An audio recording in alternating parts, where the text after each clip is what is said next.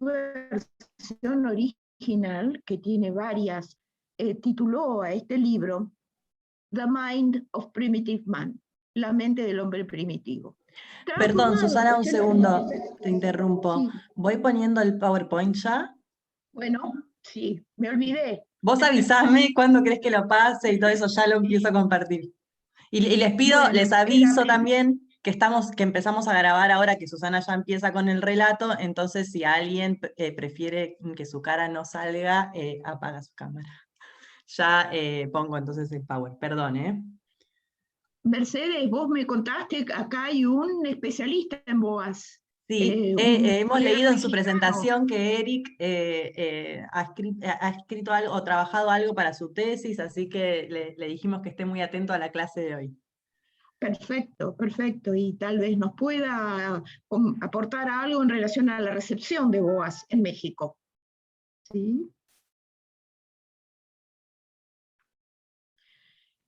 No, estás empezando por el final. Ahí. Este es el texto de largada, ¿sí? El texto este que publicado bajo el título de The Mind of Primitive Man y que acá en Buenos Aires se publicó como Cuestiones Fundamentales de Antropología Cultural. Un texto, digamos, que para quienes somos más viejos era prácticamente lo único que se manejaba en idioma castellano en un determinado momento. Este texto es un texto que contiene, digamos, desarrollos y capítulos de distintos momentos de Franz Boas. De hecho, uno de los capítulos, La mente del hombre primitivo, fue publicado en el año 1901 en su versión original y luego, digamos, reformulado para las distintas ediciones en los años sucesivos. Esta era, digamos, algo que caracterizaba a Boas. En la materia nosotros solemos partir de, digamos, venir en el tratamiento de distintos autores, como por ejemplo Durkheim, que, digamos, uno puede plantear, es un autor sistemático, orgánico. En cambio, Boas no es un autor sistemático y gran parte de su producción está contenida en publicaciones más pequeñas, en publicaciones de trabajo conceptual más cortas, ¿sí? De hecho, su etnografía Coahuitl fue, digamos, en realidad integrada por una investigadora de la Universidad de Columbia, eh, eh, Ruth Codere, muchos años después, en la década del 70. Pero vayamos a este texto de Cuestiones Fundamentales de Antropología Cultural. No sé si lo han leído. Es un texto extraño de leer para una comprensión contemporánea y en donde yo les propongo dos ejes. Uno es el eje de el desafío y la crítica que Boas formula en este texto al racismo y al uso del concepto de raza en las ciencias humanas, y por otro lado, algo que atraviesa el texto es un cierto estilo, un conjunto de preocupaciones sobre, digamos, la cientificidad digamos, de sus planteos que está atravesando todo el texto. Yo les propongo un breve recorrido por este texto. Gracias. Acá estoy reproduciendo en bastardilla tramos del texto de Boas. Boas habla de distintas cuestiones básicamente vinculadas al problema del racismo y al uso incorrecto, sin rigor del concepto de raza, comenzando con un análisis de cómo el prejuicio racial era un factor importante en la vida social de este texto. Es del año 38, aparentemente. Solamente quiero señalar que este texto, en su versión final, aquella que es traducida como Cuestiones Fundamentales de Antropología Cultural, lo escribió o lo editó Boas cuando ya tenía 80 años. ¿Sí? Él dice, el perjuicio racial es un factor importante en nuestra vida y, aún peor, en los países dirigidos por dictadores. El actual terrorismo, y refiere a lo que él llama el actual terrorismo político, haciendo referencia en particular a Rusia, a Italia y a Alemania.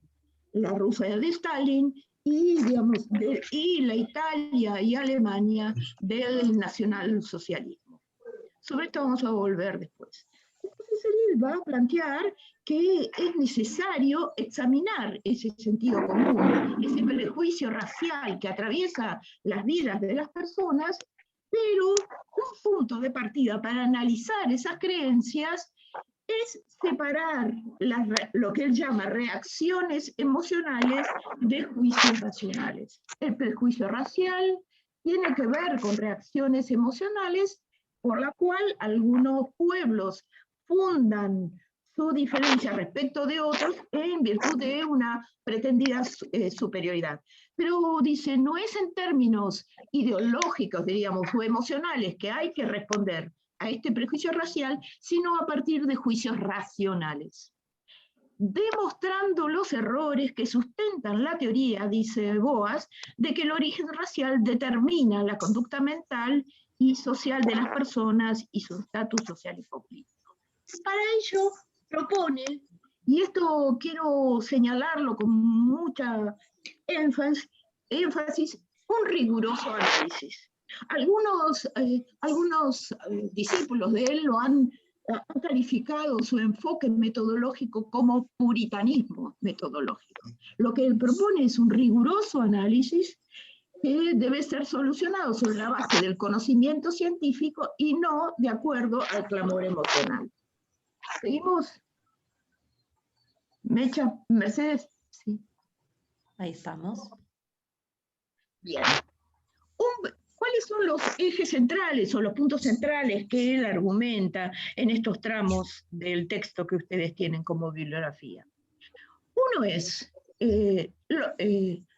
digamos, una primera observación es que los rasgos anatómicos no son signos de inferioridad. En el año 1911, él había publicado La mente del hombre primitivo y iniciaba ese texto diciendo: no encontramos ninguna diferencia anatómica que pueda justificar el asumir una diferencia fundamental en la constitución mental. ¿Sí?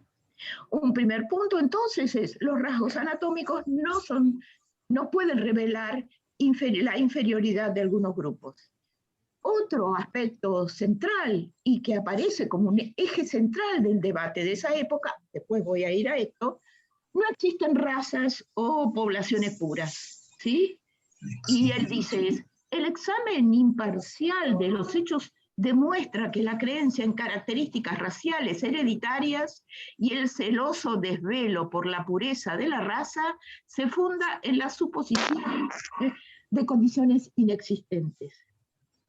Avanzas diciendo, no existen tipos nacionales europeos que puedan ser entendidos como razas puras, sino que son el producto de largos procesos de mezcla.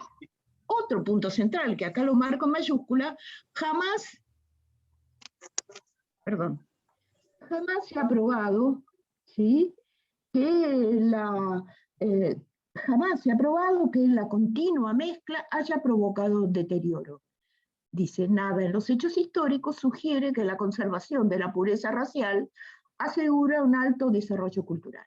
Bien, entonces, los rasgos anatómicos no permiten revelar o analizar digamos, condiciones de inferioridad de las distintas poblaciones.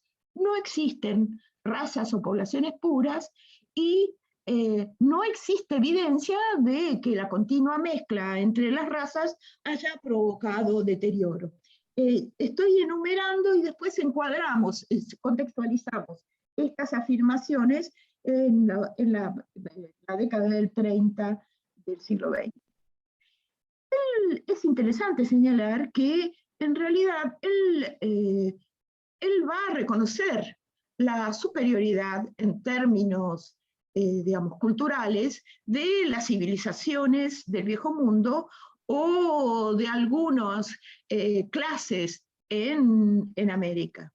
Lo que va a decir es, existen diferencias que podríamos plantear en la valoración cultural del alcance logrado por las civilizaciones, pero esto, dice, no tiene nada que ver con las condiciones físicas, digamos, raciales de los distintos grupos, sino que tiene que ver con los contextos materiales y biológicos, podríamos decir, del encuentro con las civilizaciones del viejo mundo, ¿sí? Con la desigualdad numérica, con la desigualdad tecnológica, con la menor resistencia a enfermedades. También, digamos, analiza un tema central en el cual él participa como antropólogo ya, digamos, radicado en Estados Unidos, en donde, digamos, va a desarrollar una crítica a las concepciones planteadas por el Departamento de Migraciones de Estados Unidos, que establecía una valoración diferencial entre migrantes provenientes del norte de Europa y migrantes de menor calidad, diría, provenientes del sur de Europa. Y acá otra vez lo mismo. Sobre la mezcla dice, no, la mezcla racial no produce degeneración, y en todo caso, si lo produce, esto tiene que ser el resultado de un análisis minucioso en una escala suficientemente amplia para no confundir, dice acá, fantasía con verdad. Dale, Mercedes. Un primer contexto. Estamos hablando de las primeras décadas. No, volvé, seguí. Estamos hablando de las primeras décadas del siglo XX. Y estamos hablando de una visión de Boas crítica al racismo y a los usos de del concepto de raza. Digamos, la biología racial había, y en particular la idea de degeneración social, había marcado gran parte de las discusiones en ciencias sociales y en ciencias humanas después de mediados del siglo XIX, y en el momento en que Boas está produciendo este texto, está debatiendo, él invoca el terrorismo político en Alemania, está discutiendo con los enfoques, digamos, provenientes de la higiene racial en Alemania. Anda antes. No. Para adelante, vuelvo para atrás. Atrás, en realidad, disculpa. Acá. Sobre la eugenesia, sí. Exacto.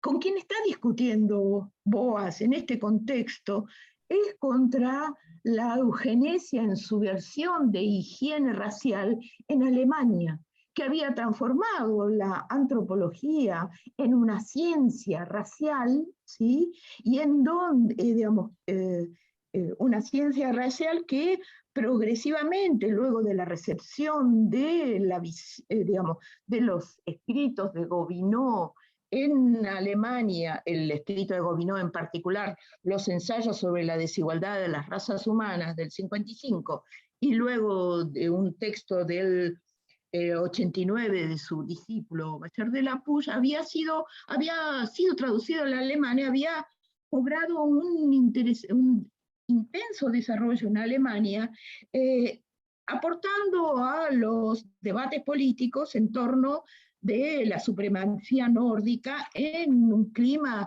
de creciente conservadurismo nacionalista y antisemitismo.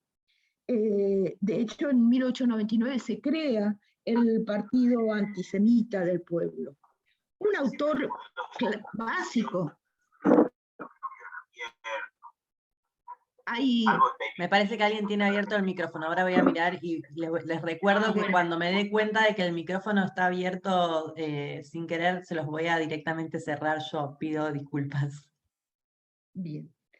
Un autor central en el desarrollo de la eugenesia en su versión de higiene racial en Alemania fue sin duda Eugen Fischer, que en 1910 crea la Sociedad para la Higiene Racial y en 1926 funda el Instituto Kaiser Guillermo para el estudio de la antropología, la herencia humana y la eugenesia, y transformándose en el año 33 el Museo de Etnología de Berlín, creado por el maestro de Boas, Bastian, Adolf Bastian, en Instituto de Biología Racial, y momento además en que los textos de Boas son excluidos y, digamos, de todas las bibliotecas, algunos de ellos fueron quemados en función del avance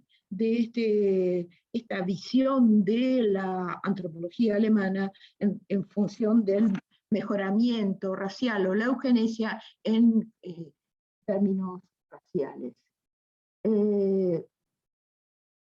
Digamos, momento en que la antropología alemana se redefine como ciencia racial y su preocupación central va a ser el estudio de la pureza racial y los problemas de la hibridación humana que producen, sin duda, la degeneración. Es contra estos desarrollos en particular que puede entenderse este escrito y estas afirmaciones de Boas en este texto de La mente del hombre primitivo. Volvamos, digamos, en un sentido entonces, volviendo atrás, pero vos no vuelvas atrás, Mercedes. Volviendo atrás, trabajamos estas afirmaciones. Los rasgos anatómicos no son signos de inferioridad, no existen razas o poblaciones puras, jamás se ha probado que la continua mezcla haya provocado deterioro. Hacemos otra. Hacemos la filmina de Mercedes. ¿Sigo en donde habías quedado antes, en las 7? ¿O querés que me mueva? Seguí para adelante. Y esto, no pueden considerarse tipos morfológicos permanentes. Entonces, no existe posibilidad de hablar de pureza racial o de la degeneración de las razas. No porque esto no sea posible, sino porque el análisis riguroso, digamos, no demuestra estas afirmaciones. Por otro lado, y esto es un tema muy interesante en la obra de Boas, él plantea que no pueden considerarse tipos morfológicos permanentes. Piensen en el papel que tuvo la antropometría y la craneología en la segunda mitad del siglo XIX para generar, digamos, una comprensión sobre las jerarquías raciales y el papel central, por ejemplo, de la cabeza. Del tamaño de la cabeza, de su forma, del peso del cerebro, etc. En general, las explicaciones en biología racial estaban fundadas en la comparación de tipos morfológicos que se consideraban fijos. Acá, digamos, voy a empezar a enhebrar con algunos maestros de Boas, con algunos aspectos de la formación de Boas. Uno es Rudolf Virchow. Virchow fue su maestro en antropología física, era una figura muy significativa en términos científicos, es el fundador de la anatomía celular, pero también en términos políticos, porque participó activamente y militó activamente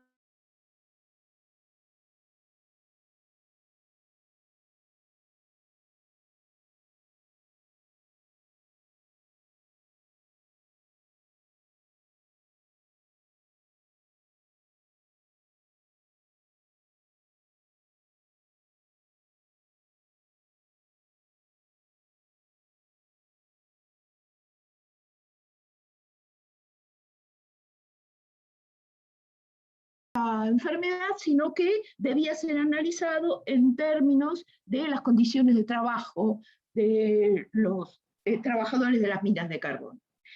Bien, solamente me desvío con esto. Virchow fue el maestro de Boas en antropología física, y Virchow planteaba que rechazaba cualquier relación entre raza, nación y pueblo, y entre facultades mentales y raza. De hecho, el desarrollo de la higiene racial hasta desembocar en, digamos, la ciencia racial de los 30, se empezó a desarrollar más fuertemente luego de la muerte de Virchow en 1902. Él va a decir, la antropología no tiene nada que ver con la cultura, la antropología, entendida por antropología física, no tiene que ver con la cultura, y señala la importancia de estudiar estos tipos morfológicos, no en términos de explicación sobre las diferencias culturales, sino en términos de la caracterización de las distintas poblaciones. Hay algo de esta idea de que no pueden considerarse tipos morfológicos permanentes en la idea que plantea Boas en este texto sobre la plasticidad de la forma corporal, ¿sí? Él va a decir, en cuanto a la forma corporal y su conducta mental, los inmigrantes están sujetos a la influencia de su nuevo medio ambiente. Mercedes, ¿estás pasando el PowerPoint, la presentación? Ahí. A ver, ¿ahí está bien o paso más? Es que no se ve. ¿Lo están viendo? No, no se ve. No se está compartiendo pantalla, me parece. Disculpen, porque me parece que se me fue internet y ahora vuelvo a compartir. Discúlpenme. Pero yo avanzo. Sí. Sobre esta cuestión, entonces, vamos recorriendo estos puntos centrales, los puntos conceptuales centrales del texto. Y esta idea de que no existen tipos morfológicos permanentes, y para afirmar la enorme plasticidad de la forma corporal. Acá en esta, Perdón, ahí sí se ve, ¿no? ¿Ahí se ve? Acá en esta filmina, gracias. o como se llame, yo estoy transcribiendo traducida, un texto escrito por una antropóloga canadiense, Margaret Lock, un texto del año 2015.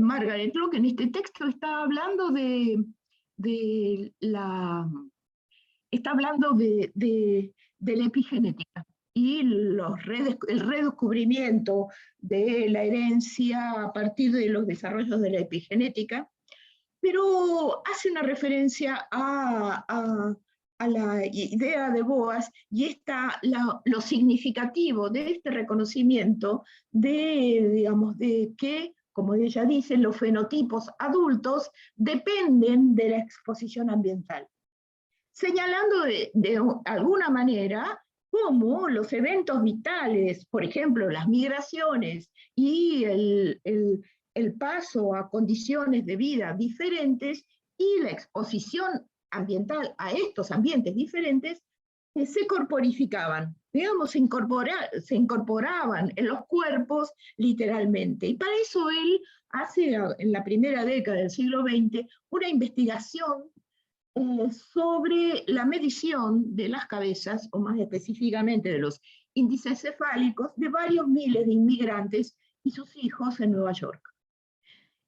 Dice Locke, sus hallazgos lo sorprendieron cuando se evidenció que los índices cefálicos de los hijos de inmigrantes diferían de los de sus padres. La conclusión fue que las formas de la cabeza de los inmigrantes convergían en un tipo común como resultado de las mismas presiones ambientales. De modo que, afirma Boas, hemos de conceder la gran plasticidad, como dice acá, de la configuración de los tipos humanos. Esta es una crítica fundamental a la idea tipológica digamos, de la biología racial del siglo XX, ¿sí? Ya influida por el redescubrimiento de la genética.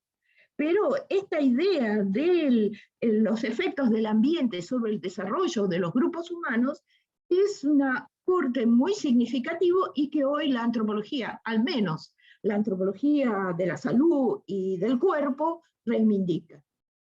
Además, en su texto original de La mente del hombre primitivo, Boas se va a esforzar en demostrar que la organización del cerebro, reconocida como diferencial por los distintos estudios contemporáneos, era básicamente la misma en toda la humanidad. Para quienes cursaron la materia Historia de la Teoría Antropológica, él, en La mente del hombre primitivo, en su edición de 1911, plantea que no hay ninguna diferencia anatómica que justifique el asumir una diferencia fundamental en la constitución mental.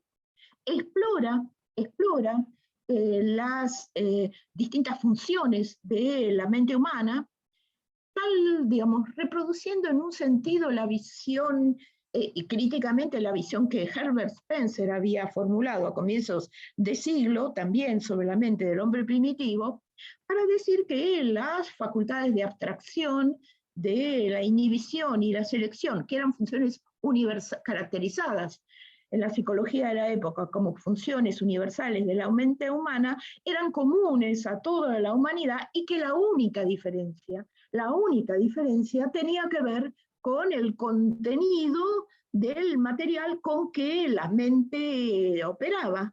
En este sentido, la diferencia, dice, entre nuestra mentalidad y las de los primitivos era el producto de la diversidad de las culturas. Pero sigue Margaret Lock en su texto. Él efectivamente estaba escribiendo en ese momento, después de la publicación, el redescubrimiento y la publicación de los textos de Mendel sobre las publicaciones de Mendel sobre la herencia genética. Él había sido afectado, obviamente, por esa publicación, y a lo largo de su vida, como plantea Locke, él va a estar, digamos, reconociendo que la influencia de la herencia era probablemente mayor que la importancia de las condiciones ambientales. Pero aún así siguió siendo un firme creyente en la contribución del ambiente a los procesos del desarrollo humano. Y incorpora este último párrafo de Locke, porque permite entender esta diferenciación que él hace en este mismo texto entre civilizaciones occidentales y las civilizaciones del Nuevo Mundo y del Viejo Mundo, y la diferencia entre la cultura negra y la cultura blanca. Él persistía en la creencia de que había culturas más altas, que podían encontrarse básicamente en Europa, aunque, dice, dadas condiciones adecuadas, cualquier pueblo podía alcanzar el mismo estatus. Porque su afirmación es que no había nada, digamos, en las condiciones, por ejemplo, de la población negra que evitara, digamos, que impidiera un desarrollo mental y cultural más avanzado.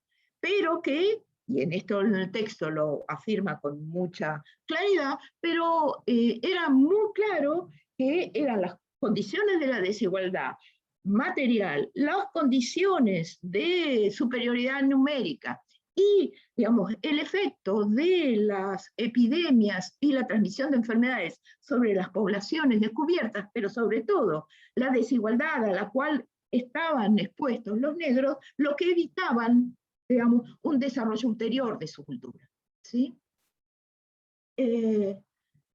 Bueno, vemos entonces en este texto primero una crítica a sus explicaciones culturales y sociales basados en la raza.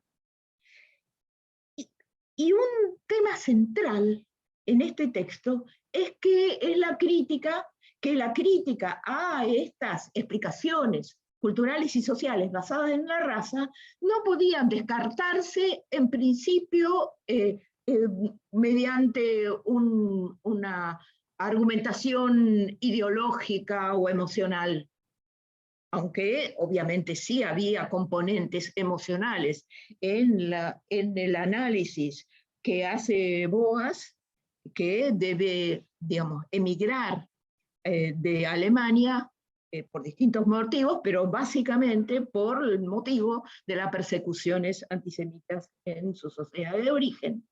Pero entonces él va a decir, no, debemos criticar este tipo de explicaciones, pero esas en términos de el método inductivo que permita, ¿sí? Digamos, mediante el mayor rigor intelectual, desbancar, criticar, desplazar este tipo de explicaciones. Estas explicaciones no deben ser, digamos, deben ser la base fundamental de la crítica del racismo. Cuando unos años después él va a criticar el método comparativo de los evolucionistas, él no critica ideológicamente a los evolucionistas, critica, ¿sí? En términos de epistemológicos y casi diría ontológicos, las formulaciones del pensamiento evolucionista de su época. Entonces, la crítica debe fundamentarse en detallado estudio, porque solo y solo si la ciencia y el rigor intelectual permitía, ¿sí? Permitía efectuar una crítica fundamentada y concluyente sobre el racismo. Acá en este tipo de argumentación que presenta Boas en este texto se combina, por un lado, un impulso intelectual que es la crítica a los usos del concepto de raza y la necesidad del rigor y el desarrollo de la mejor ciencia, diría, inductiva. Pero también simultáneamente un impulso vital.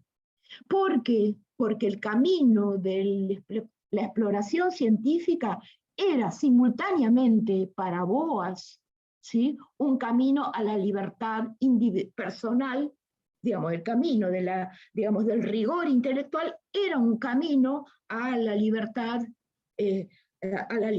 personal y colectiva. Lo que él está diciendo acá es que es el camino de la ciencia el que le permitirá arribar no solo a un conocimiento preciso y riguroso sobre los fenómenos de las explicaciones raciales, sino también un camino a su autorrealización y al logro de la libertad. La libertad intelectual es el medio para conseguir la libertad personal. Pero, ¿de dónde sale esta visión de Boas? Pasamos. Este es el Boas. Anda. Primero, este es el Boas joven, ¿sí? Boas en la época en que se traslada desde Alemania a Estados Unidos. Este es el Boas, el segundo, maduro, aquel que en 1911 escribe por primera vez este texto de La mente del hombre primitivo. Y este es el Boas anciano, que ya con 80 años, hay que recordar que su último trabajo de campo lo hizo cuando tenía 71 años, un hombre con una larga vida.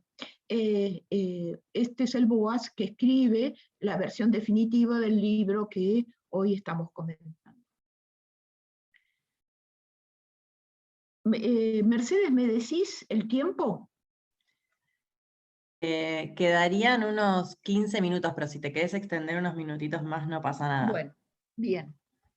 Entonces, vemos los ejes centrales en cuestiones fundamentales, los ejes críticos centrales sobre el racismo y el uso del concepto de raza. De la crítica, básicamente, a este racismo y a la idea de raza, ¿sí? Tal cual era utilizada por los terrorismos políticos de su época, ¿sí? Y también en la sociedad norteamericana. En este momento hay un autor muy importante que desarrolla el pensamiento eugenésico en Estados Unidos, en el Instituto Carnegie, Charles Davenport, que es un defensor de las posiciones eugenésicas y, digamos, un crítico sobre la apertura de las migraciones a Estados Unidos, entendida como amenaza a la pureza de la sociedad norteamericana. Bien, me perdí. Entonces, hay, digamos, esta crítica a los conceptos básicos del racismo, y por otro lado, una idea de que esa crítica solamente se puede hacer a partir del pensamiento científico, que solo el análisis riguroso de los datos sobre los cuales se formulan esas tesis raciales, solo el análisis riguroso podría demostrar su corrección. Pero en todos los casos, él va a decir, no hay nada que demuestre esas conclusiones. Entonces, rigor metodológico, puritanismo metodológico, porque el camino para el logro político y la derrota del racismo tiene que ver con el avance del conocimiento científico, porque en un sentido solo la ciencia permitirá alcanzar la libertad intelectual. Ahora bien, ¿de dónde surge, de dónde le viene a Boas esta visión? Y acá, y esto en general lo trabajamos en la materia historia de la teoría antropológica, pero un tanto ligeramente, tiene que ver con la cosmovisión de un Boas formado tanto en la educación universitaria alemana, influido por el romanticismo historicista en su versión de Herder, pero también en la visión de Wilhelm von Humboldt, el fundador de la Universidad de Berlín, y sobre todo la influencia de algunos de sus referentes adultos más importantes en esa época, su tío materno, Jacobi, que debió exiliarse de Alemania después de los acontecimientos del 48, y el propio Rudolf Virchow y en alguna medida Adolf Bastian. Es solamente para compartir con ustedes. Esto es algo que a los 80 años también Franz Boas escribió sobre su credo. Dice, la base de mi pensamiento inicial es un hogar alemán en el que los ideales de la revolución del 48 eran una fuerza viva. Mi padre, liberal, pero no activo en asuntos públicos, mi madre, idealista, con un interés vivo en asuntos públicos, fundadora, alrededor del 54, del kindergarten de mi pueblo natal dedicado a la ciencia. Mis padres habían roto las cadenas del dogma. Mi padre conservaba un afecto emocional por los ceremoniales de su hogar paterno, pero no permitía que ello afectara su libertad intelectual. Estas ideas de la ciencia contraria a las cadenas del dogma y como camino a la libertad intelectual tiene que ver con la formación inicial de Boas en los ideales liberales, reformistas y democráticos burgueses que alimentaron la revolución del 48, y sobre todo esta visión de Bildung, o cosmovisión o autoformación personal contraria a dogmas, y que tiene que ver con la visión de las, digamos, de las clases intelectuales universitarias alemanas, en donde, digamos, es central esta idea del autocultivo y el cultivo personal a partir de la educación, y que solo este era el camino para la libertad. También hay que analizar el contexto de los judíos en Alemania, que solo se emancipan, son reconocidos como un conjunto, reconocida su ciudadanía en 1869, incorporado en la Constitución del Segundo Reich en 1871, pero, digamos, sometidos progresivamente a las persecuciones de las visiones más conservadoras del nacionalismo conservador y el antisemitismo. Boas tiene un proceso de formación que pivotea entre la formación en ciencias naturales, ¿sí?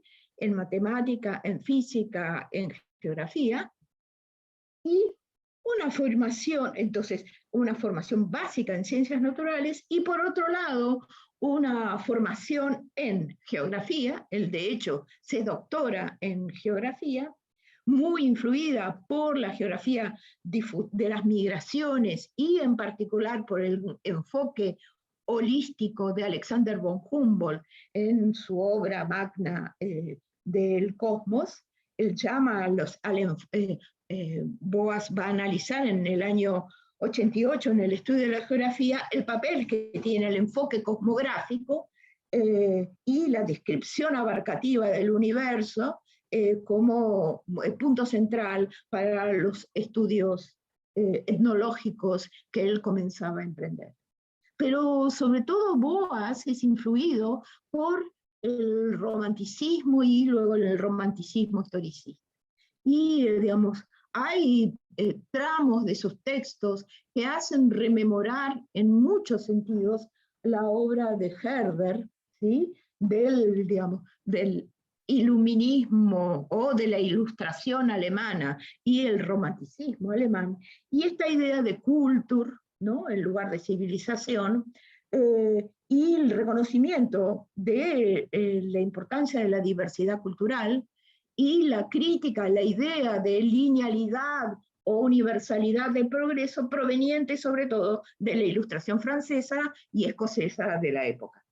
Digamos, él va a cuestionar cualquier escalonamiento y la idea de una culminación, de un desarrollo, de un proceso natural de la historia, y él va a plantear que cada grupo es el producto de una historia particular y reivindicar la dimensión de la irreductibilidad de las culturas. La cultura, distinta de civilización, es la manifestación moral y estética del espíritu de un pueblo, un espíritu que constituye un todo orgánico, digamos, de valores, creencias, tradiciones y lenguas, y digamos, va a plantear que el acceso al espíritu del pueblo, su alma, sus sentimientos, será a partir de su experiencia histórica expresada en su arte, en sus leyendas, en sus mitos, etc. Es influido, entonces solamente quiero rememorar una fuerte formación en ciencias naturales. Ciencias naturales, además, digamos, con un fuerte, digamos, que plantean una crítica a los enfoques deductivos y al planteo del, del requerimiento de un análisis riguroso de del cosmos a partir del método inductivo.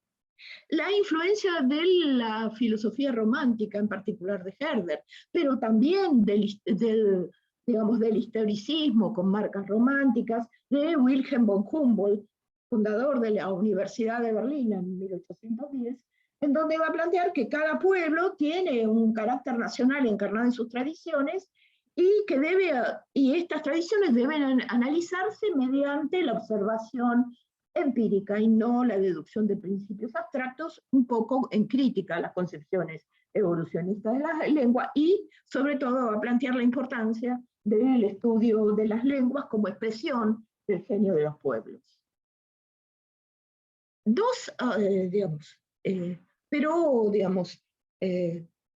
Tenemos estas tradiciones en las cuales él se forma, en donde va, acumulando esta visión acerca de cada cultura como una totalidad integrada, cultura que debe ser estudiado con el mayor rigor a partir del método inductivo y la dificultad de establecer parámetros comparativos entre las distintas culturas. ¿Con quién se forma en etnología Boas? Con Adolf Bastian, que en ese momento era el director del Museo de Etnología, el Museo Real de Etnología de Berlín, y en donde, él va a, profundizar en los desarrollos que vengo planteando en parte, y a partir de quien además aborda y recupera el concepto de provincia geográfica, la importancia de la provincia geográfica y del área cultural para el estudio de las producciones. Y obviamente también en Berlín la formación en antropología física con el gran anatomista y estadista Rudolf Virchow. Vamos a pasar esta siguiente. Él en el 86 se muda a Estados Unidos, ya era insostenible la situación de persecución en Alemania y además no tenía ninguna factibilidad del desarrollo de su Bildung, digamos, de su proyecto formativo, siendo alemán, siendo judío en la Alemania crecientemente antisemita. Pero a diferencia de lo que plantean algunos autores, Boas no crea la antropología en Estados Unidos, la antropología, digamos, el primer gran antropólogo reconocido, digamos, es Lewis Morgan, años antes. ¿Y con qué se encuentra Boas en Estados Unidos? Con museos, con secciones etnológicas y arqueológicas, en particular el Smithsonian de Washington, y también con los desarrollos del movimiento eugenésico a través del Carnegie Institution en Washington. Es con ellos que, digamos, va a desarrollar una continua disputa por la institucionalización de un modo distinto de antropología. Por la imposición del método histórico en antropología, digamos, en vinculación, en crítica a los enfoques del evolucionismo antropológico dominante en estas instituciones norteamericanas. La disputa entonces con la antropología de Washington es tanto teórica como política, digamos, de white American Anglo-Saxon y protestantes, ¿sí? Digamos, tenían su sede y su poder en estas instituciones centrales, versus un conjunto de inmigrantes que empiezan digamos, a unirse bajo la dirección de Boas. Son un conjunto de autores, digamos, de inmigrantes frecuentemente judíos, que van uniéndose digamos, con Boas en su proyecto de institucionalización de la antropología culturalista en Washington. En Nueva York, fundamentalmente a partir de su instalación y, digamos, consolidación en la Universidad de Columbia.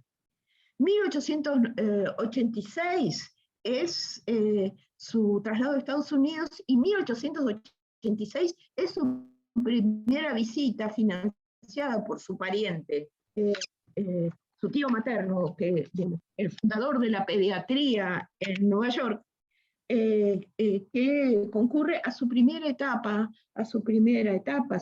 visita de 3 meses a la costa noroccidental de América del Norte, en particular ubicada en Canadá, y su primer contacto entonces con, digamos, los denominados Coahuiltl de la isla de Vancouver y los pueblos vecinos.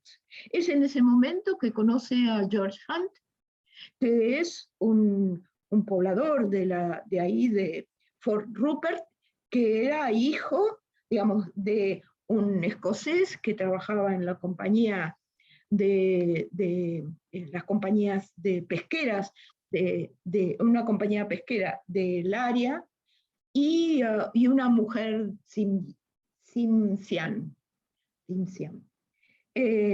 Con él, con este, digamos, este poblador de Fort Rupert, va a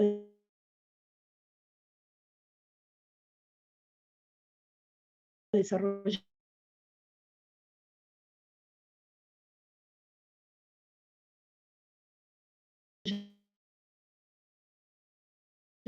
una relación de producción.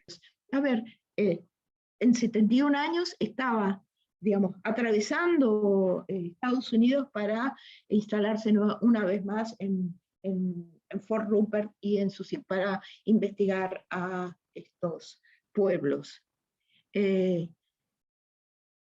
1896, cuando ya está consolidado en Colombia, empieza a desarrollar su crítica sistemática al evolucionismo, esta idea de que la cultura es, digamos, de la cultura entendida como civilización, que tiene grados, ¿sí? Y en donde hay jerarquías, ¿sí? Y también las concepciones difusionistas y esta idea de que es posible ubicar un origen en el desarrollo de las culturas. Y va a proponer su enfoque histórico en una versión de área cultural. Luego su idea de cultura como concepto nodal. Voy a pasar. Él hace su primera crítica en el 94 y luego en el 96 del método comparativo y propone su nuevo método. Y quiero atender a este tema en particular para ir ya, digamos, concluyendo y en todo caso dejando abierto para la charla. Él va a proponer en ese texto del 96 su método histórico. El estudio detallado de costumbres en su relación con la cultura total de la tribu, que las practica en conexión con una investigación de su distribución geográfica entre las tribus vecinas. Esto nos suministra un medio para determinar con considerable exactitud y rigor las causas y conexiones históricas que condujeron a la formación de las costumbres en cuestión y a los procesos psicológicos que actuaron en su desarrollo. Así se expresa él en su texto de 1896. Es, digamos, lo que se ha entendido como, y se ha clasificado y designado como el particularismo histórico boasiano. Su aplicación está basada fundamentalmente en un territorio geográfico delimitado, pequeño, digamos, captable mediante la investigación empírica, bien definido, y sus comparaciones, dicen, no se extienden más allá de estos límites del área cultural. Acá es hijo de la marca de Adolf Bastian. Bastian había planteado esta concepción de provincia geográfica y la idea y la importancia de analizar en los contextos de estas provincias geográficas el proceso de integración de las ideas del folk o las ideas folclóricas o del pueblo. Mi método, dice, es investigar las peculiaridades de las tribus individuales que se obtienen a través de la comparación del lenguaje, de las costumbres y el folclore. Iniciará entonces un proceso activo, intenso, de relevamiento de la distribución espacial de elementos culturales, en particular, digamos, proveniente de relatos, de cuentos, de leyendas, de manifestaciones artísticas, danzas, música, para reconstruir los contactos entre los pueblos. Digamos, él va a analizar la distribución en ese contexto espacial de elementos culturales en función de algunos criterios que vienen del modelo difusionista, pero que le van a permitir reconstruir los contactos entre los pueblos y hacer inferencias históricas sobre la distribución histórica de estos rasgos.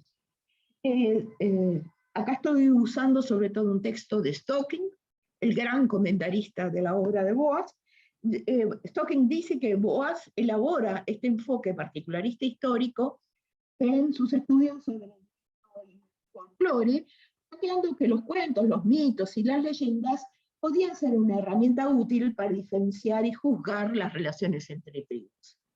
Entonces él propone, debe distinguirse para cada grupo lo que es original y lo que es prestado, en particular en el folclore y la lengua.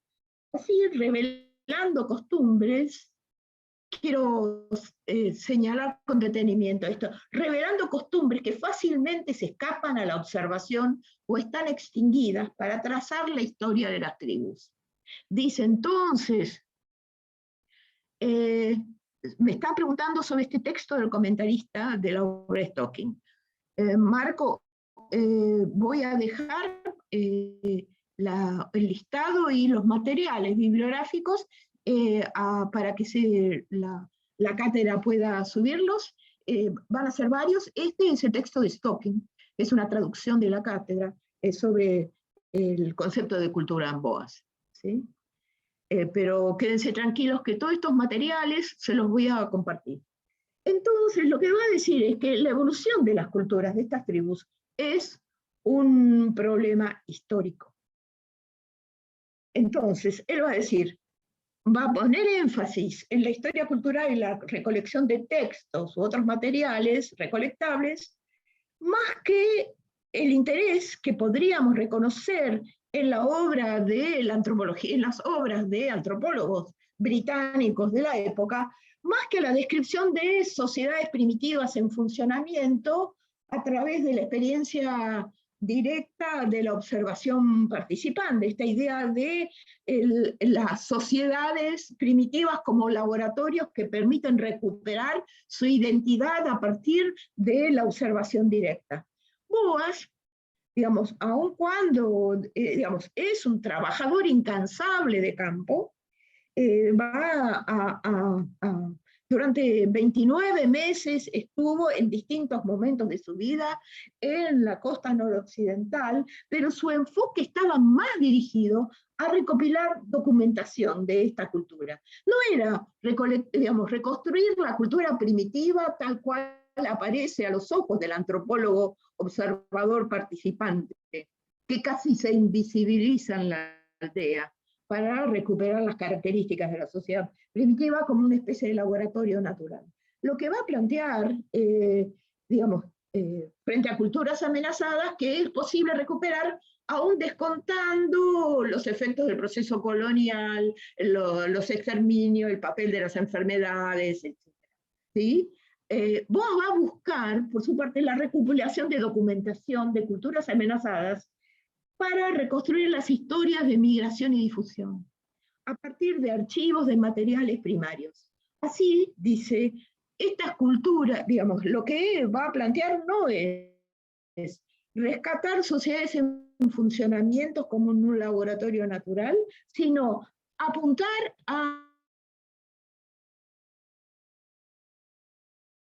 elevamiento de materiales primarios, casi no analizados ni procesados, en donde las culturas nativas podrían sobrevivir en bibliotecas y museos, dice, de la misma manera que las culturas antiguas de Europa se conservaron en los museos y en las bibliotecas. Y acá estoy utilizando el primer capítulo de un extraordinario libro editado por Gupta y Ferguson en el 97, Anthropological Locations, también se los voy a pasar. Dice, Gupta y Ferguson dice, aun cuando hay mucho para objetar en este paradigma de Boas, incluida su indiferencia ante las luchas y dificultades de los nativos de los Estados Unidos del momento, paréntesis, las poblaciones de la isla, de la zona de Vancouver, estaban siendo, digamos, hay datos, por ejemplo, que maneja Margaret Locke, que es canadiense, sobre la manera en que unos vecinos de los Coahuila, la nación Haida, había sufrido entre 1700 y 1900, el momento en que toma contacto con ellos Boas, digamos, de 20.000 a comienzos del siglo XVIII, quedaban 600 a comienzos del siglo XX, ¿sí? Habían sido afectados no solo por, digamos, el desplazamiento de sus territorios, sino sobre todo por el efecto de las enfermedades, la disentería, la viruela, las paperas, la tuberculosis y otras enfermedades habían contribuido a diezmar. Y además, habrá que recordar que que Boas y Hunt debieron, digamos, observar las ceremonias del potlatch, los rituales totales de la sociedad Coahuila, digamos, que eran en ese momento ilegales, en la medida en que la política asimilacionista del gobierno de Canadá había prohibido estas ceremonias tradicionales. ¿Sí? De modo que, aun cuando, digamos, esto es lo que dicen Gupta, bueno, aun cuando hay mucho para objetar en este paradigma en donde Boas busca, digamos, recuperar la historia de una sociedad en situación de amenaza, ¿sí? Una historia además, digamos, en un sentido, con una concepción casi fatalista de, digamos, o de indiferencia frente a las luchas y dificultades de los nativos, y en particular de las poblaciones de la isla de Vancouver, en la costa noroccidental, cabe destacar, dicen Gupta y Ferguson, que su enfoque implicaba un saludable escepticismo de la idea de encontrar sociedades primitivas intactas, aun cuando él no plantea una crítica política en este contexto. Lo que sí va a plantear es que es inviable, digamos, que no es pertinente buscar, digamos, digamos, sociedades primitivas intactas, sino recuperar a través de materiales, diríamos, eclécticos, y desde una visión de antropología de salvataje con mucha influencia de Adolf Bastian, una visión ecléctica combinando entrevistas de primera mano, observación con el análisis de textos históricos, el folclore, materiales arqueológicos, historias orales y memoria, tanto como el conocimiento experto de sus informantes. Es interesante sobre el tema de las antropologías metropolitanas contrastar estos distintos enfoques. Y acá estoy refiriéndome a un texto que también voy a proponerles, digamos, incorporar para que puedan posiblemente leerlos, que es un texto del año 2015 o 2011, que publica Ángel Martínez Hernáez, un antropólogo de la Universidad de Tarragona, de la Universidad Rovira y Virgili de Tarragona. Es un extraordinario texto. Dice, en congruencia con su evidencia intelectual, Boas mantuvo durante su trayectoria una preocupación recurrente por el pasado, como instancia a reconstruir. Interrogarse por el pasado, dice Hernáez, era la cuestión central de la antropología de entre siglos. Piensen, ¿no? El interrogarse por el pasado era clave para el pensamiento evolucionista, también para el pensamiento difusionista, pero también estaba en la, digamos, en la propuesta particularista histórica, particularista de Boas, ¿sí? Esto de interrogarse por el pasado implicaba una crítica a esta visión de la naturalización de la historia que habían operado los evolucionistas, en donde los primitivos no eran más que relictos paleolíticos destinados a desaparecer, ¿sí? O digamos, las historias singulares de los pueblos eran reducidos al efecto que producía la distribución desde un origen determinado. Boas va a plantear en el comienzo de sus desarrollos la importancia del pasado. Por ello, dice, no es extraño que a pesar de sus críticas a las generalizaciones evolucionistas y difusionistas, Boas entendiese el pasado como dimensión estratégica de su programa de investigación. Incluso el presente etnográfico que se escapaba y que Boas trataba de detener con su obsesión característica por el registro de textos indígenas, dependía del objetivo de reconstruir el pasado, ya que sin su preservación no sería viable indagar sobre las historias particulares de las tribus y los contactos. Bien. Dice, los textos indígenas fueron registrados para que guardasen una instrumentalidad parecida a la que poseían los códices medievales o las obras clásicas grecorromanos en la cultura occidental. Esto plantea Boas. Por lo tanto, en su episteme inicial, dice Martínez, el pasado eclipsaba con claridad al presente. Pero luego de 1920, en particular 24, este interés por los procesos históricos se va desplazando por un mayor interés y una centralización de él y de sus orientaciones en sus discípulos en los procesos dinámicos de integración y en el estudio sincrónico de la cultura, en cómo elementos que provienen de distintas fuentes se integran, ¿sí?, en patrones locales de ideas y actividades. Como dice, material foráneo es tomado por un grupo y es modificado por ideas y costumbres preexistentes. Y entonces, esta es una idea bien interesante que plantea Martínez, dice, y es aquí donde reside, en gran parte, lo que él llama el carácter fronterizo de Boas, entre dos programas de investigación, uno basado en la pregunta por el pasado, de los fenómenos culturales, y otro centrado en la función y sentido presente de esos mismos fenómenos, en donde el concepto clave va a ser el de integración cultural. ¿Y cómo analiza?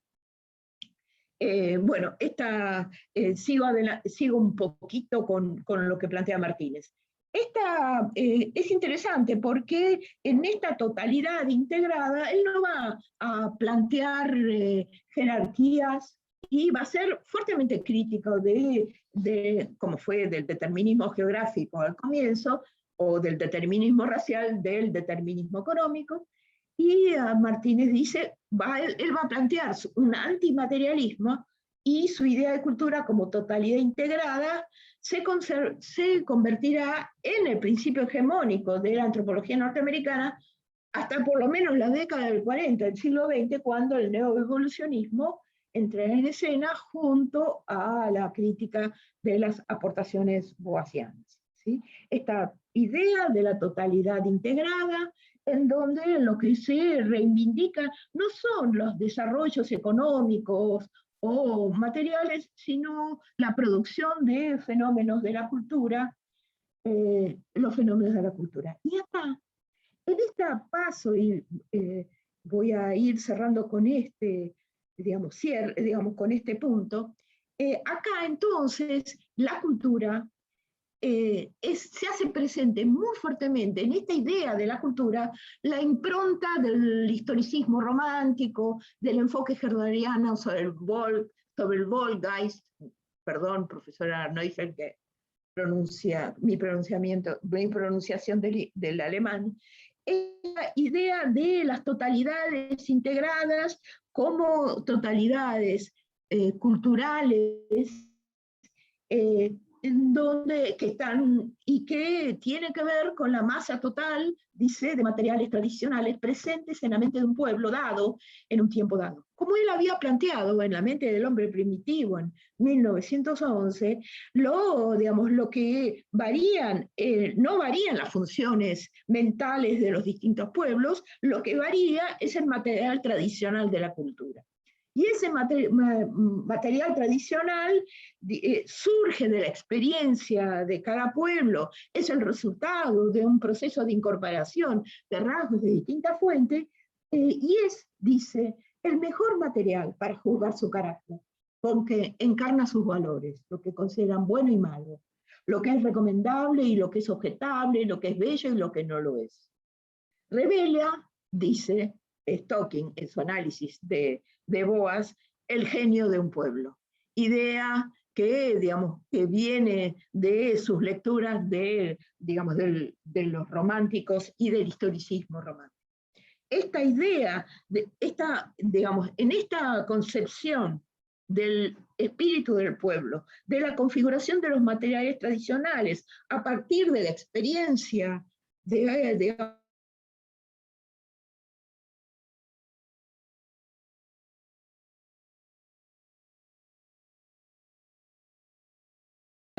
los pueblos, ¿sí?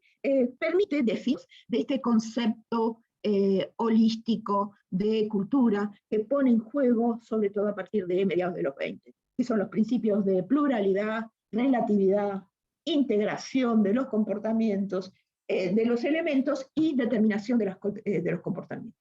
Porque efectivamente la cultura da sentido a las experiencias de los distintos pueblos y determina en gran parte, ¿sí?, los pensamientos y, las acciones él, en el texto de él, La mente del hombre primitivo, va a desarrollar en particular esta idea de hábito inconsciente. Este material tradicional de la cultura, que es posible de indagar a través de las costumbres, los textos y del análisis de las lenguas, digamos, permite abordar, digamos, estos materiales tradicionales que son en gran parte inconscientes, ¿no? Pero sobre esto voy a plantear esta síntesis. Esta también la van a encontrar en el texto de Stocking. Acá Stocking analiza y diferencia el concepto de civilización o cultura, pensando sobre todo en Taylor, ¿sí? en el autor evolucionista inglés Taylor, en donde plantea que la cultura o civilización es progresiva, es singular, tiene grados de complejidad y, digamos, y responde a estándares universales de valoración.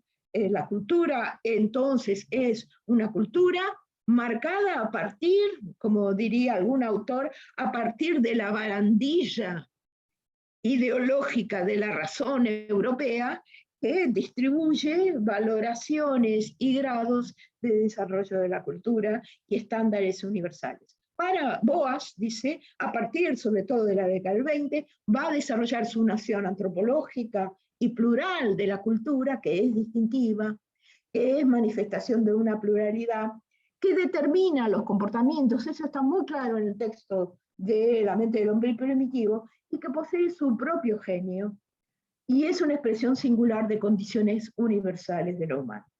Se expresa así, y acá voy terminando, un particularismo riguroso, una atención a los hechos y a la especificidad etnográfica de cada cultura, un enfoque holístico, muy vinculado a su formación en el, digamos, historicismo y en el movimiento romántico y esta idea del Geist, para captar el genio de la tribu y la prioridad del todo integrado, y un relativismo que es, digamos, un concepto que puede plantearse críticamente, pero que ahora, dada la hora, voy a dejar, pero sí está presentado en el PowerPoint si queremos digamos, discutirlo o hacer algún intercambio sobre.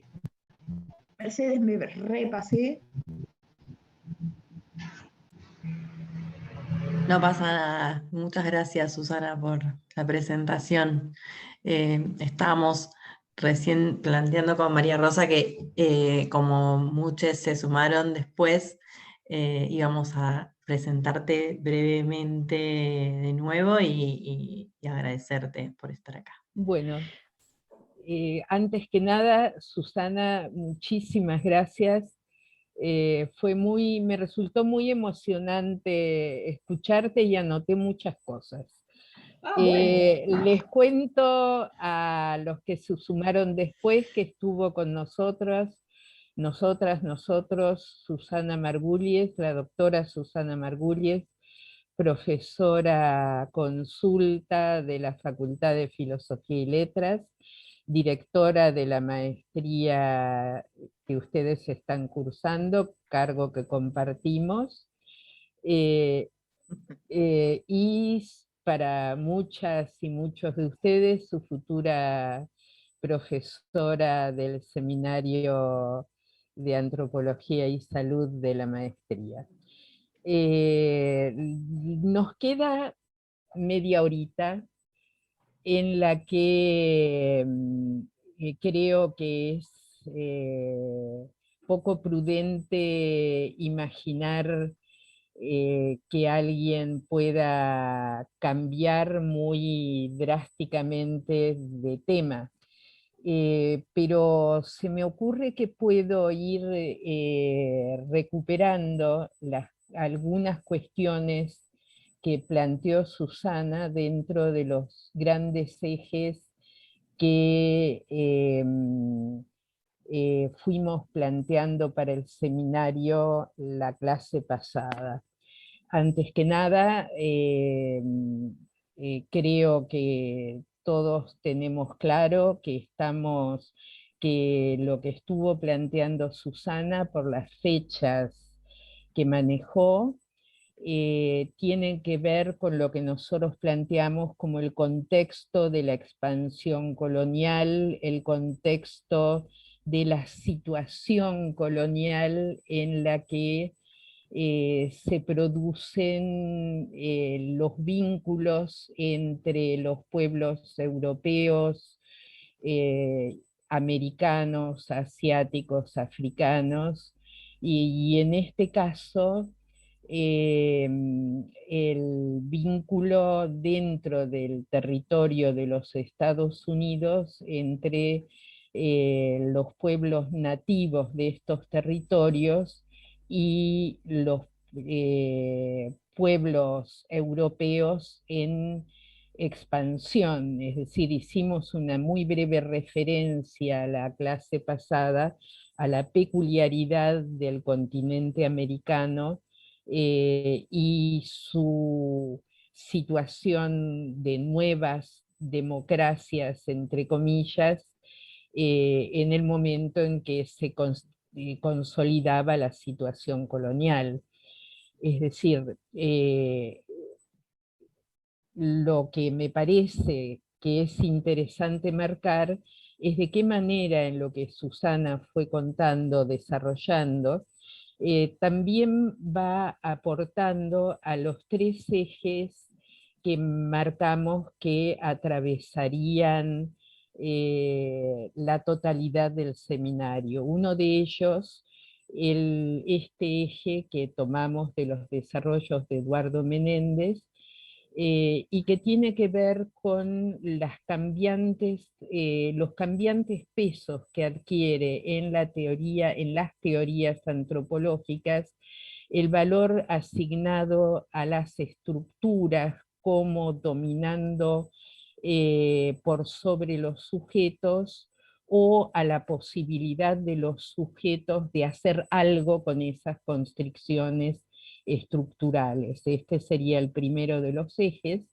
En este caso, estamos en esta primera clase del segundo tema, ubicados en estas posturas en las cuales el concepto holístico, la idea holística dominante está puesta en este concepto de cultura, que Susana marcó bien, proviene de la tradición alemana. Ustedes tienen en la bibliografía un texto mío acerca del concepto de cultura, que está de alguna manera estructurado en tercios. En la primera parte ustedes tienen una historia de este concepto que recupera cuestiones o en la que se mencionan cuestiones que planteó Susana hoy. En la segunda parte ustedes tienen desarrollada mínimamente esta idea del aporte de Boas, pero de ninguna manera les sirve este texto para reemplazar lo que Susana desarrolló. Les puede servir como un esquema mínimo a los que recién se incorporan a esto. Bien, respecto de las otras cuestiones que aparecen respecto de estos grandes ejes en lo que desarrolló Susana hoy, es la manera en que el eje, el foco puesto en las relaciones de reciprocidad y el foco puesto en las posturas más recientes, en la preeminencia de las relaciones de desigualdad que caracterizan a las sociedades, aparece de una manera muy matizada en este personaje que es Susana, que es Boas, uno de los llamados padres de la antropología, y que me parece que una de las cuestiones enormemente valiosas que hizo Susana fue mostrarlo en su en la dificultad que habría para encajarlo en cualquiera de estos extremos, porque Boas se sale de los encasillamientos. Lo mismo podríamos decir respecto del otro eje que planteamos, que iría de las posturas más desinteresadas por la historia a las posturas que ponen un foco importante y central en la recuperación de la historia. Como esto fue uno de los últimos tramos de lo que dijo Susana, no lo repito para ganar estos minutitos, ¿no? Bueno, ¿cómo nos integramos con el resto de la unidad de esta clase?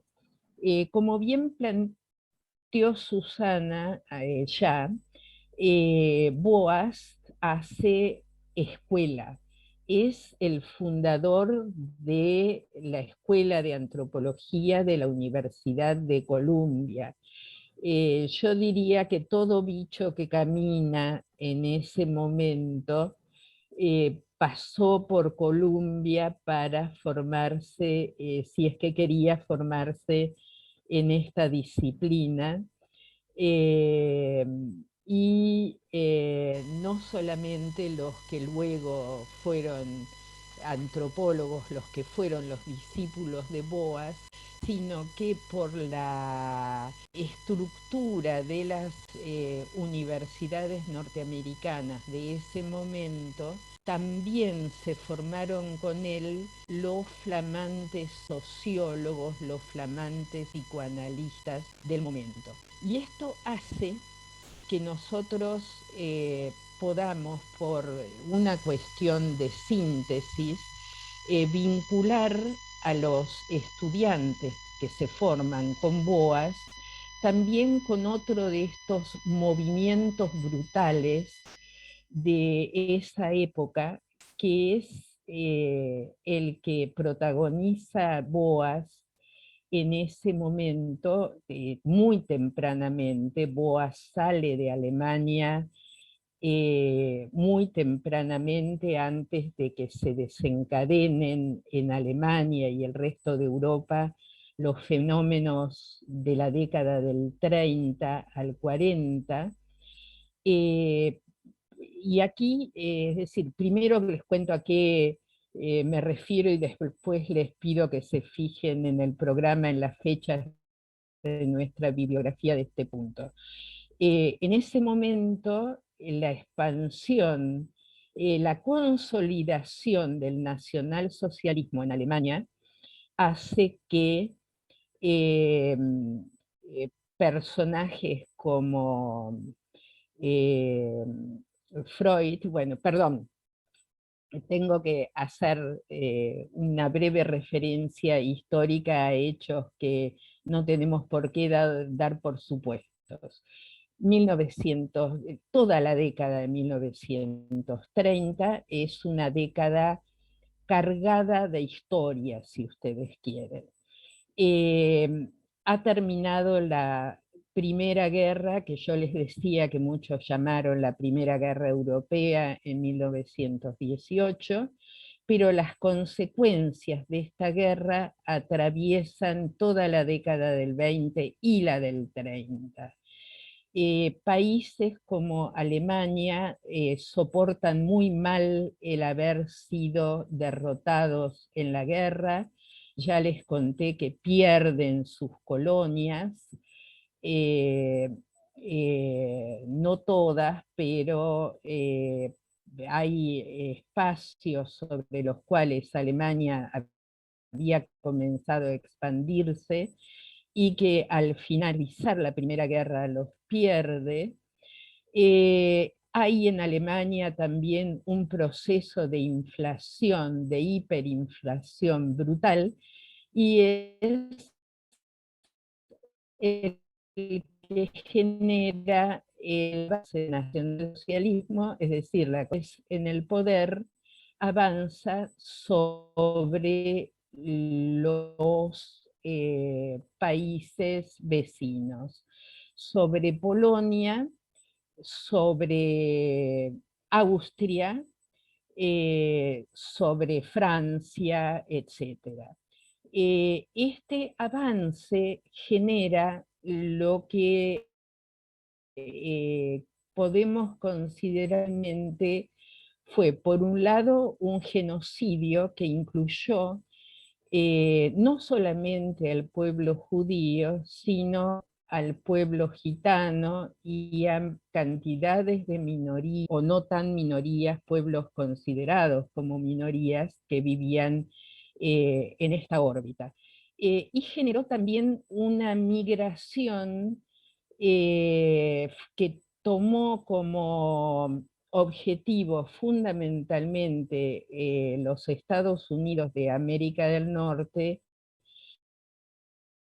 de Inés, uno de los cuales fue el que yo mencioné hace un ratito y que justamente no se fue a Estados Unidos porque a Estados Unidos no le gustaba nada, que fue Sigmund Freud. Freud fue a Gran Bretaña. Freud fue maestro, émulo de algunos de alumnos de Boas, entre ellos de Abraham Gardiner, que se había dado lo que en aquellos tiempos era el lujo de los intelectuales, que fue irse a analizar durante 2 años a Viena, donde por demás lo ha de haber pasado bomba, porque la Viena de preguerra era aparentemente uno de los lugares más refinados y del buen vivir de ese momento. Pero bueno, estos son chascarrillos para las 12 menos 20, ¿no es así? Es decir, me estoy dando cuenta de que se está haciendo muy tarde, ustedes realmente han de estar agotadas y agotados. Yo debería decir agotades, pero de vez en cuando me cuesta. Entonces lo que les voy a plantear es qué hacer con la bibliografía de esta unidad y de la próxima. Una posta de la profe. El texto de Ruth Benedict que ustedes tienen con la bibliografía obligatoria es muy brevecito y justamente tiene que ver con lo último que planteó Susana acerca de esta idea fuerte del Boas posterior a 1920 acerca de la integración de la cultura. Y ustedes van a encontrar en este texto muchos nombres de estos grupos indígenas que Susana mencionó, los Huaquiutl, los Haida, los Pueblo, los Zuni, los Navajos, pueblos del territorio canadiense y de los Estados Unidos de América del Norte, que circulan por el texto de Benedict, son los tomaron uno por uno para cumplir con este propósito de Boas, estudiar puntualmente a los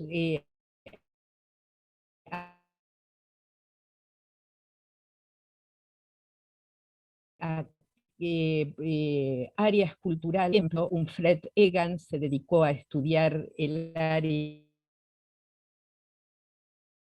pueblo, la vida más.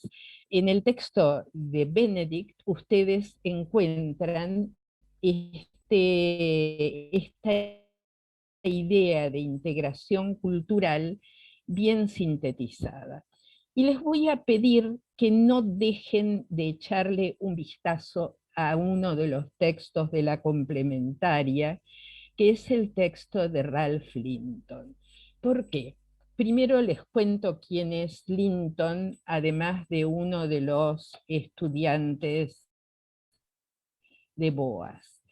Fue un antropólogo norteamericano. Los que estudiamos en la Facultad de Filosofía y Letras, alguna de sus carreras, ya fuera psicología, sociología, antropología, nadie se le salvó de leer a Linton.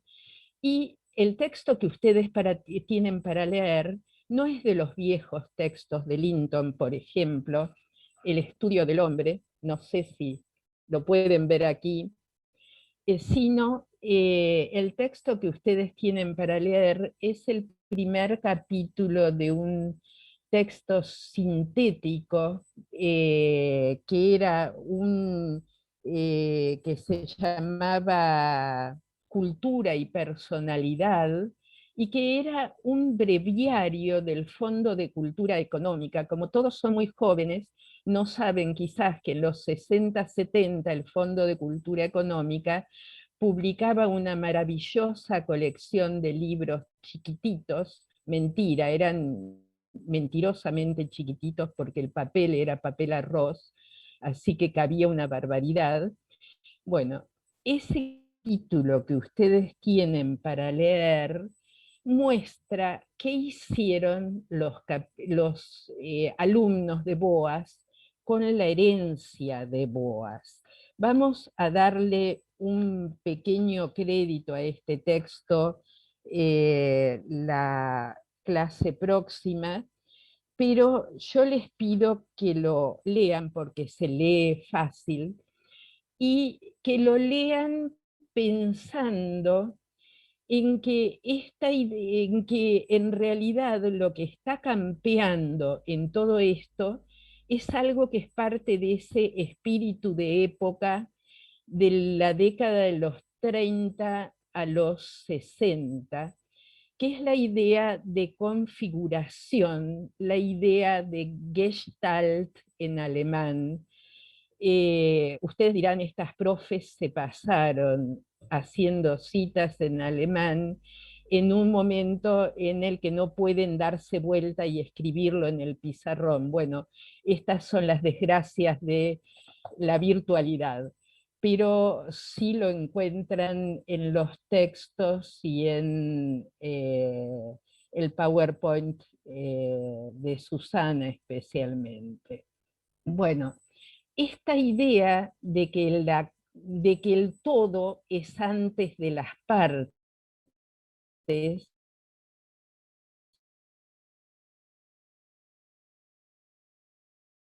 vale, y esto lo pueden ver, para la cultura. Es decir, la cultura es más que sus partes.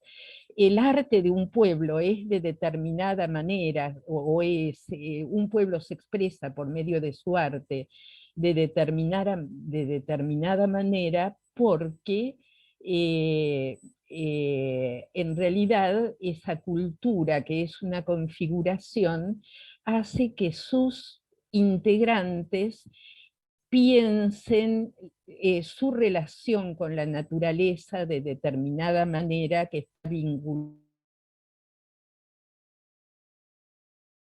con la que piensan la muerte, en que piensan sus relaciones, en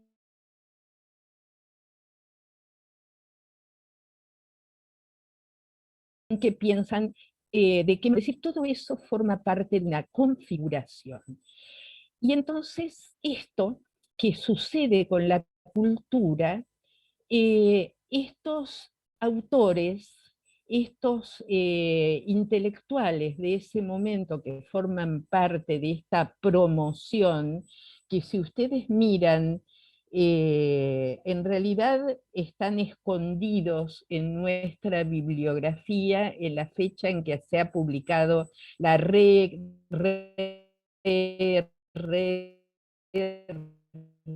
reedición de cada uno de estos libros. Yo les 39 y en la bibliografía dice del 71, pero Benedict es del 39, Boas esta última edición de Cuestiones Fundamentales de Antropología Cultural, su primera edición era de un año antes. Y de alguna manera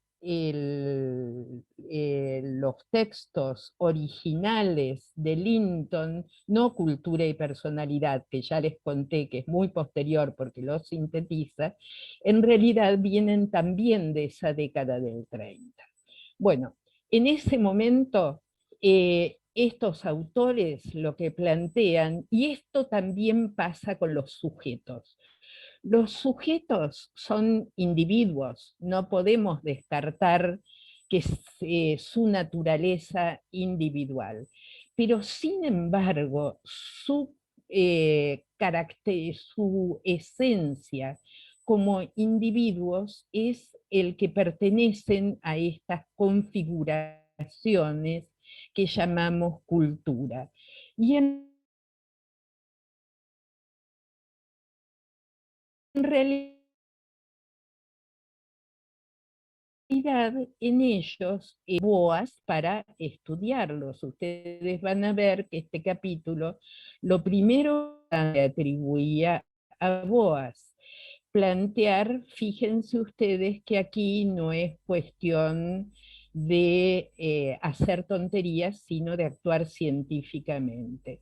Y científicamente, decía Linton, vamos a ver que los hombres tienen necesidades físicas, pero estas necesidades biológicas nunca suceden fuera de contextos culturales. Es decir, podemos diferenciar, va a decir nuestro texto,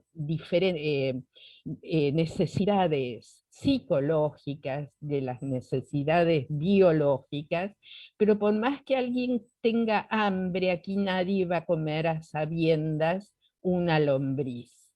Este obviamente es un ejemplo porteño. Susana se mueve porque quiere decir que las hamburguesas tienen lombrices, pero esos son también nuestros fantasmas. Bueno, nos quedan muchos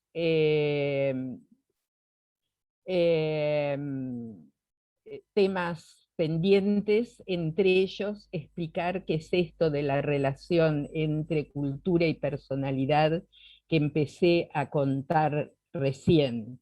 Es decir, no hablan estos autores que constituirán la Escuela de Cultura y Personalidad, no hablan de individuos, hablan de personas que tienen personalidades.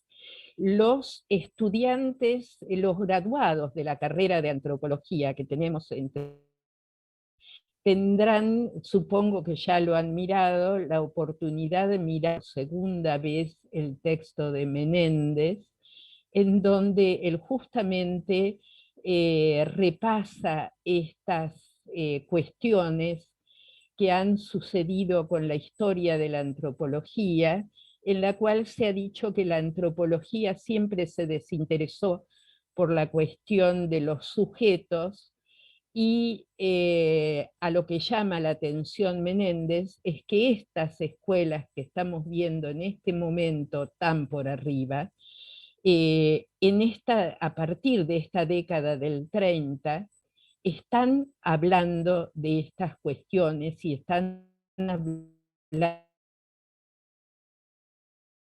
que tienen una relación compleja y de ida y vuelta con la sociedad y la cultura de la sociedad en la cual viven.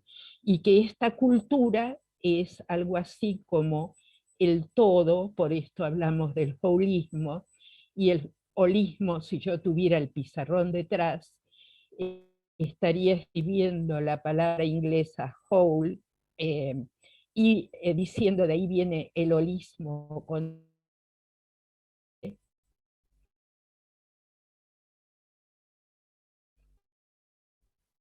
al que alude esto. Es decir, pensar primero el todo, luego partes que forman parte del todo. Se dice, quiero suponer que está en problemas para hacerlo, y les preguntaría eh,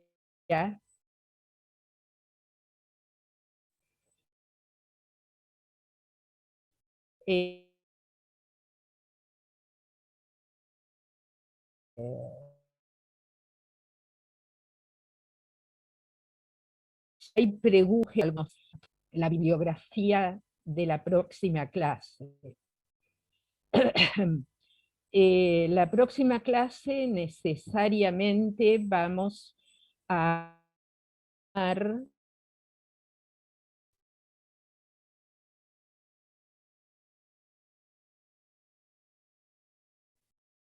algunos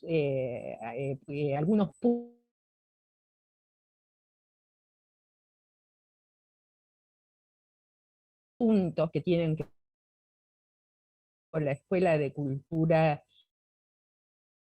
y por qué, a ver, lo de las preocupaciones y perspectivas práctico-políticas y teóricas de la antropología metropolitana, acerca de qué manera estos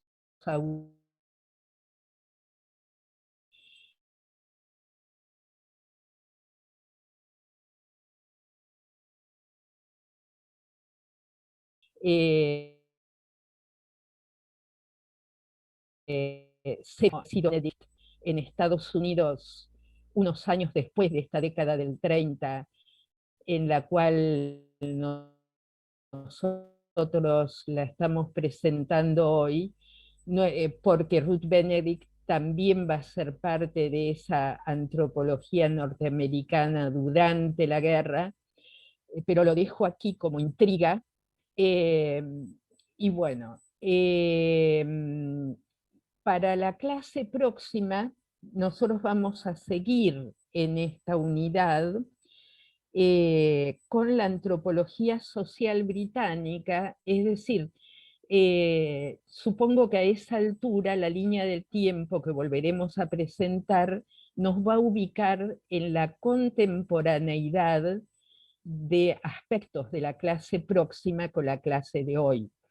Porque vamos a empezar hablando de Malinowski, que es el otro inevitablemente mencionado como papá de la antropología, pero vamos a avanzar en la medida en que ya hemos planteado que como en este rápido zapping que podemos hacer, cómo va evolucionando todo esto. Estos planteos de las antropologías metropolitanas. Malinowski escribió el 20,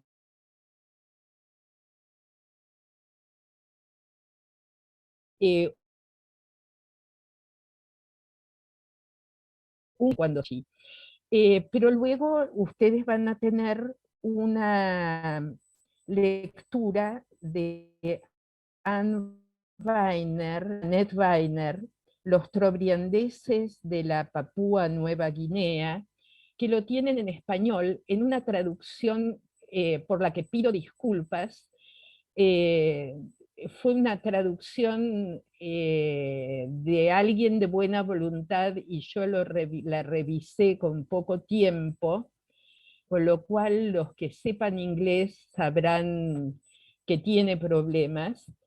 Y un personaje al que voy a presentar la clase próxima, pero que no tiene desperdicio, que es Max Gluckman, que nos va a permitir dar el salto de estas cuestiones a otras que tienen que ver con el retomar desde los mismos autores que estamos presentando, algo que va más allá del llamado pueblo primitivo estudiado como tal. Max Gluckman se va a meter con el contexto en el que está aquello que él estudia, y el contexto va a ser el tema. Así como ustedes, si es que han leído la bibliografía de la primera clase, habrán visto que Valandier y Peter Worsley, contemporáneos en realidad de Gluckman, también hacen del contexto de la situación colonial el tema. Bueno, nadie preguntó nada. Profe, disculpas. El texto de Valandier no está en el campus. Yo había mandado un mensajito, no, por si lo subían y los compañeros también preguntaron, pero no está el texto de Valandier. Es el único que falta. Muchas gracias por el aviso, porque fue el último texto que subimos, porque... Perdón, ahí me volvió el audio, escuché María Rosa, creo que los primeros 5 minutos, me volvió internet, digamos, escuché los primeros 5 minutos tuyos y esto de ahora. Mira, habíamos pensado que lo habíamos subido, capaz nos quedó invisible. Voy a mirar después en el campus y hoy trato de resolverlo. Buenísimo, muchas gracias.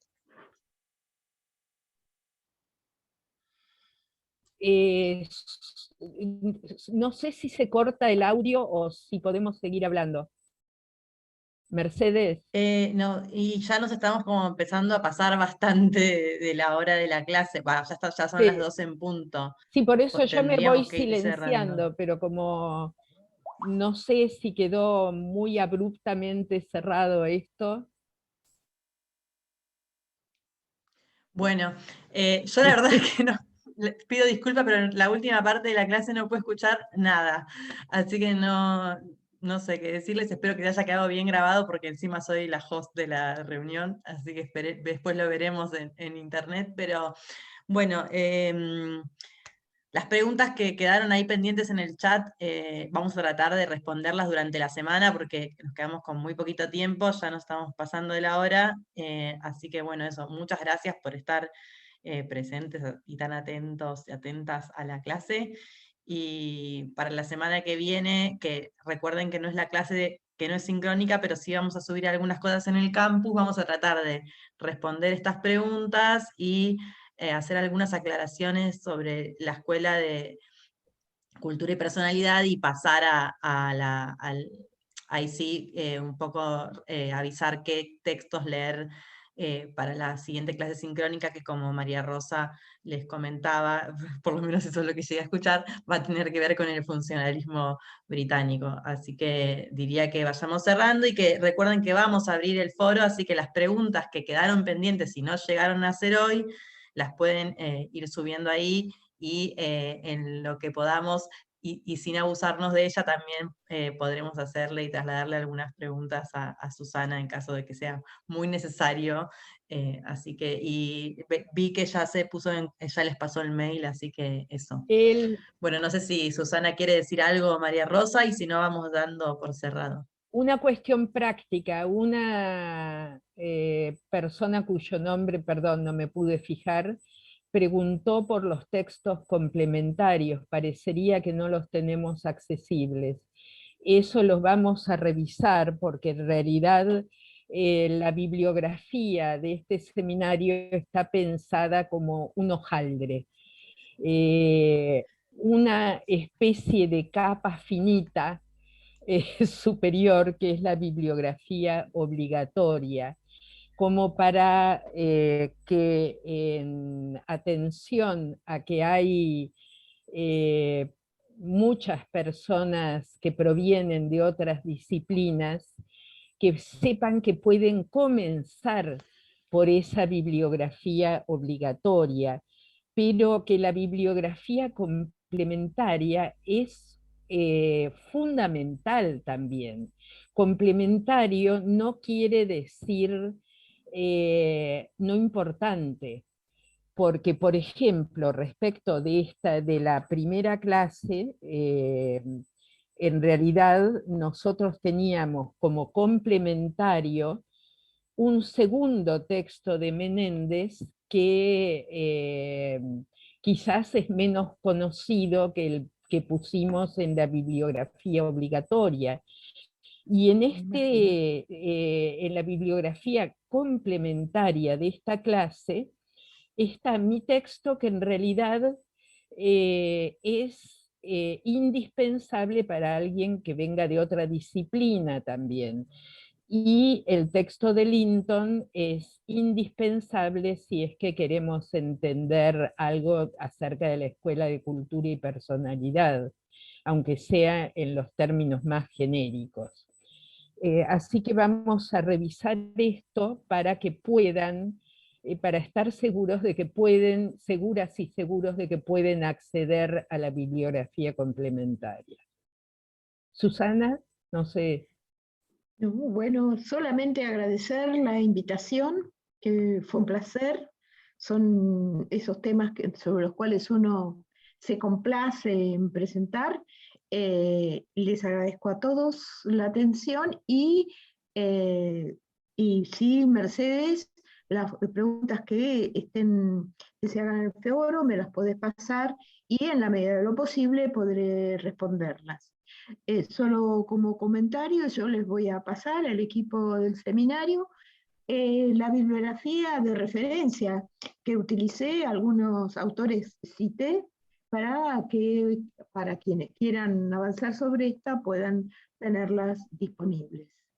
Pero bueno, gracias a todos y a todas por la atención. Y obviamente gracias María Rosa por tu invitación. Muchas gracias, Susana, fue un gusto. Bueno, muchas gracias entonces. Nos seguimos comunicando vía campus la semana que viene y la otra desde el sincrónico. Bueno, hasta luego. Hasta luego. Muchas gracias, hasta luego. Gracias. Hasta la próxima. Muchas gracias. Adiós, gracias. Chao, gracias. Muchísimas gracias. Qué buena clase. Gracias.